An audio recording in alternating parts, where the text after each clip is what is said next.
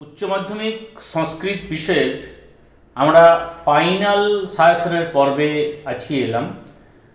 সংস্কৃতের আজকের যে অংশের সাজেশনটা আমরা দেব তোমাদেরকে, এটা লং প্রশ্নের সাজেশন, অর্থাৎ এটা প্রথম অংশ বলতে পারো। লং প্রশ্ন আর শর্ট প্রশ্ন করলে দুটো একসঙ্গে মিশিয়ে দিলে অনেক লম্বা হয়ে যাবে, তাই প্রথমেই লং প্রশ্নগুলোকে নিলাম।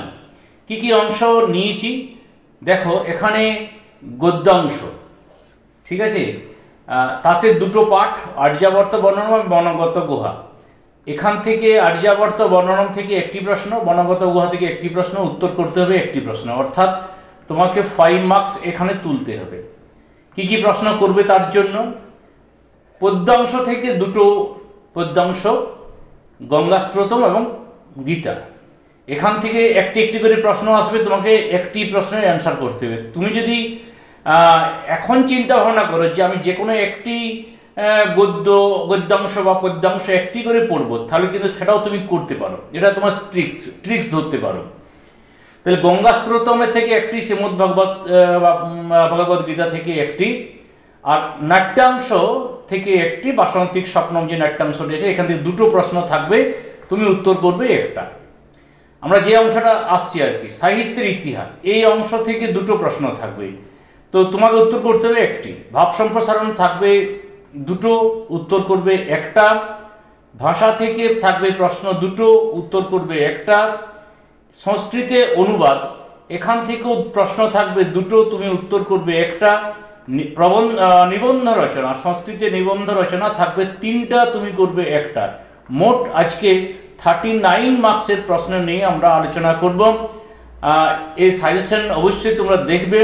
প্রস্তুত করেছেন আমাদের বিদ্যালয়ের মহান শিক্ষক মহাশয় মাননীয় দেবব্রত স্যার, এবং সঙ্গে রয়েছেন সুদেশ স্যার।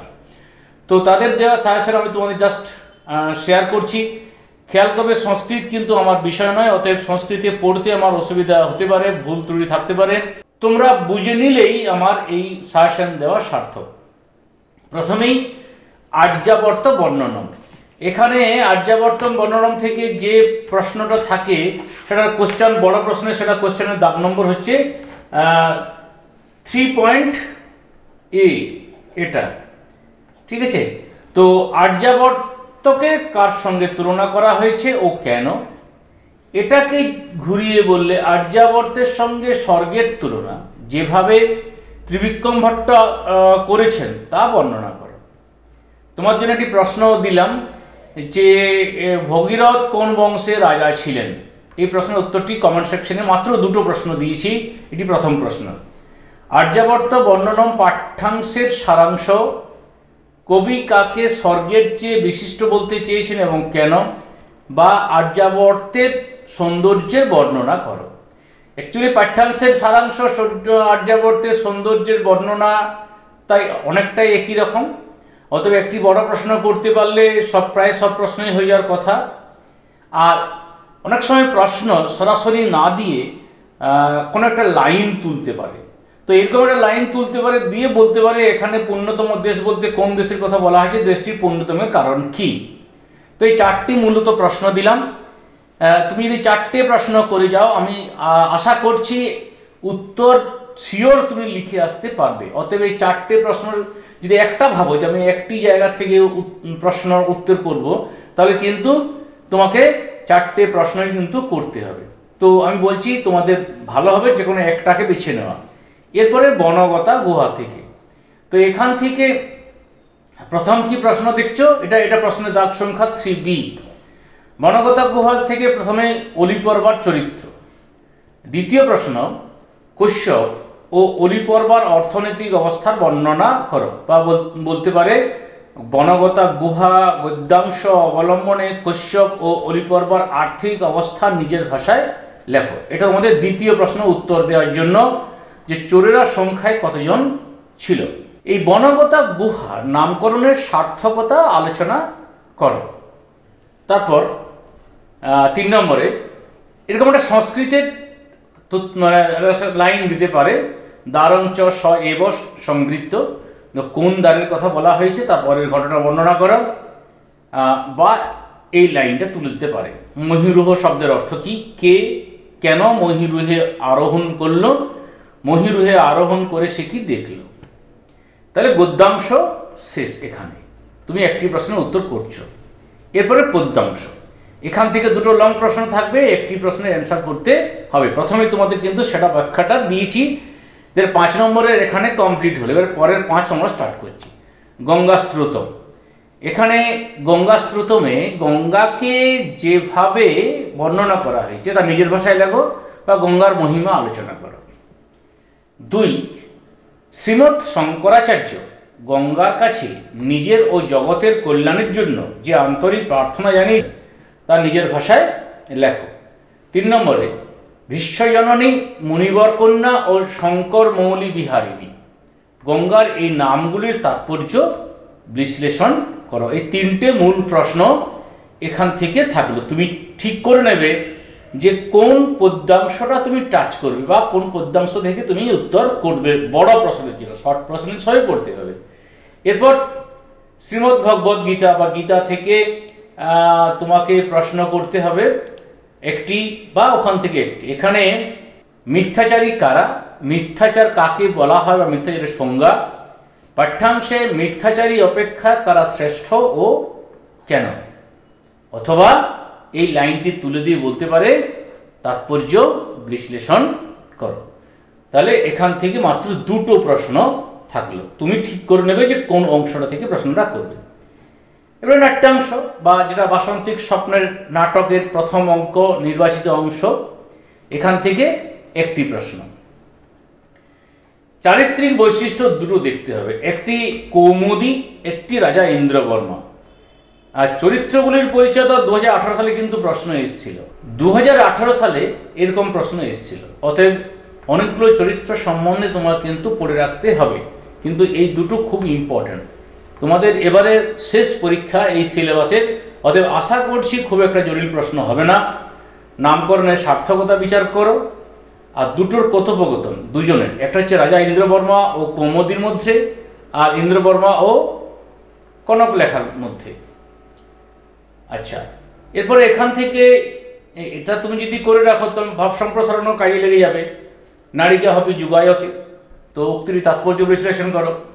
বা এমনটা প্রশ্ন পড়তে পারে, বিজতম আকস্মাক অবনীপ, উক্তিটি কার, অবনীপ কে, বক্তা তার কাছে কেন এসেছিলেন। এরপর সাহিত্যের ইতিহাস। এটা সাহিত্যের ইতিহাস, এই প্রশ্নের দাগ সংখ্যা হচ্ছে 3G আর H। একটি প্রশ্নের অ্যান্সার করতে হবে, ঠিক আছে।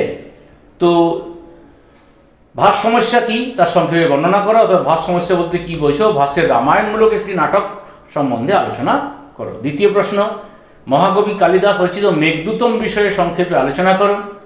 তৃতীয় প্রশ্ন, বিশাখ দত্ত ও মুদ্রারাক্ষস সম্বন্ধে সংক্ষেপে বিবরণ দাও। চরক সংহিতা বিষয়ে সংক্ষেপে লেখো। শূদ্রক, আর্যভট্ট এই দুটো সম্বন্ধে নাতি দীর্ঘ প্রবন্ধ লেখো। আর প্রাচীন ভারতের গণিত চর্চা এবং জ্যোতিষ বিদ্যা সম্পর্কে লেখো। তাহলে খুব গুরুত্বপূর্ণ 7-এর প্রশ্নটা, খুব গুরুত্বপূর্ণ 6-এর প্রশ্নটা। এই দুটো প্রশ্ন কিন্তু যদিও সবই ইম্পর্টেন্ট, কিন্তু এই দুটো এবং এই 3টে প্রশ্ন সব থেকে বেশি ইম্পর্টেন্ট। তাহলে সাহিত্যের ইতিহাস হলো। এরপরে প্রশ্নের দাগ সংখ্যা 4। এটা প্রশ্নের কোয়েশ্চন নম্বর 4। ভাব সম্প্রসারণ করতে হবে, একটি থাকবে দুটি, কোটি করতে হচ্ছে একটি, থাকছে কোটি দুটি। তাহলে ভাব সম্প্রসারণের এই লাইনগুলো 1, 2, 3 নম্বরে অর্থাৎ কোথা থেকে দেওয়া হয়েছে, আর্যাবর্ত বর্ণনাম থেকে একটা দেওয়া হয়েছে, গঙ্গা স্রোতম থেকে আরেকটি, 3 নম্বরে গীতা থেকে একটি, গীতা থেকে তারপরে আরেকটি, বনগতা গুহা থেকে এটি, আর গীতা থেকে, অর্থাৎ 6টি তোমাদের অংশ তুলে ধরা হলো যেখান থেকে ভাব সম্প্রসারণ করতে হবে। এরপরে আমরা চলে যাব একদম প্রশ্ন সংখ্যা 10-এ, অর্থাৎ 5 থেকে 10 এই অংশে তোমাদের যে প্রশ্নগুলো আছে 5 থেকে 9, অর্থাৎ 5, 6, 7, 8, 9 5টি প্রশ্নের, এটা আমরা কিন্তু পরে আলোচনা করছি কাল পরশুর 2-1 দিনের মধ্যে, এবং শর্ট প্রশ্ন নিয়ে আমরা আলোচনা একদিন করছি। সঙ্গে থাকবে, আশা করি তোমাদের এই সাজেশন ভীষণ কাজে লাগবে। দাগ নম্বর হচ্ছে 10। এখানে একটি প্রশ্নের অ্যান্সার করতে হবে, প্রশ্ন থাকবে দুটো। তো তোমাদের প্রথম যে প্রশ্নটা থাকবে, ইন্দো ইউরোপীয় ভাষাগোষ্ঠীর পরিচয় দাও, খুব ইম্পর্টেন্ট। ইন্দো ইউরোপীয় ভাষাগোষ্ঠীর মধ্যে ভারতীয় আর্য ভাষার বা সংস্কৃত ভাষার স্থান নিরূপণ করো।